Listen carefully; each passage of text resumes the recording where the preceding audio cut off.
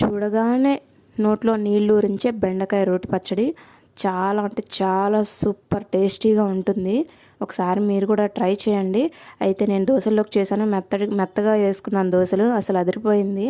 అయితే రెసిపీలోకి వెళ్దాం. ముందైతే కొంచెం బెండకాయలు, పచ్చిమిరపకాయలు, ఒకటి బజ్జీ మిరపకాయ తీసుకున్నా, 3 మంట మిరపకాయలు తీసుకున్నా, అలాగే 2 టొమాటోలు తీసుకున్నాను. ఇంకా 1 టేబుల్ స్పూన్ ఆయిల్ వేసాను. వీటిని బాగా మగ్గించుకోవాలి. బజ్జీ మిరపకాయ ఎందుకు వేసానంటే కొంచెం గ్రేవీగా ఉంటుందని, మంట మిరగాలే వేస్తే పచ్చడి మంటగా ఉంటుందని. అలాగే ఇందులో ఒక 2 రెమ్మలు చింతపండు వేసాను. ఇలాగ ఒక 5 నిమిషాలు ఉన్న తర్వాత కొంచెం మగ్గినాయి బాగా.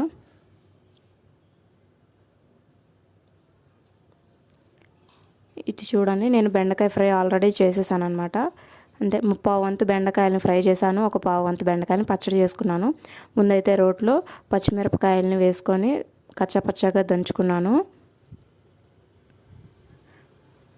తర్వాత ఇందులో టమాటా ముక్కలు, బెండకాయ ముక్కలు, అలాగే చింతపండు కూడా దాంట్లోనే వేసాం కదా. ఇంకా ఒక హాఫ్ స్పూను కల్లుప్పు వేసాను. మొత్తాన్ని కొంచెం కచ్చాపచ్చాగా దంచుకున్నాను. పచ్చడి కచ్చాపచ్చాగా దంచుకుంటేనే బాగుంటుందండి. అందులోనూ 2-3 వెల్లుల్లి రెబ్బలు వేసాను. అలాగే ఒక సగం ఉల్లిపాయని వేసి దంచుకున్నాను.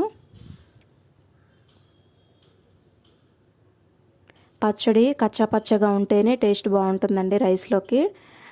మరి మిక్సీలో వేసి మెత్తగా పడితే అస్సలు బాగోదు. నాకైతే చాలా బాగా నచ్చింది పచ్చడి. అంతేనండి, చాలా ఈజీగా ఒక 5 to 10 మినిట్స్ లోపలనే బెండకాయ పచ్చడి రెడీ అయిపోయింది. చాలా రుచిగా. నేను ఒక ముద్ద టేస్ట్ చేద్దామని చెప్పేసి మా ఆయనకే తినిపించాను.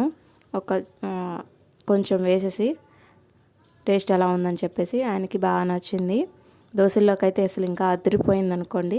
దోశలో కొంచెం వాటర్ ఎక్కువ వేసుకొని మెత్తటి దోశలాగా వేసుకొని తింటే సూపర్గా ఉంటుంది.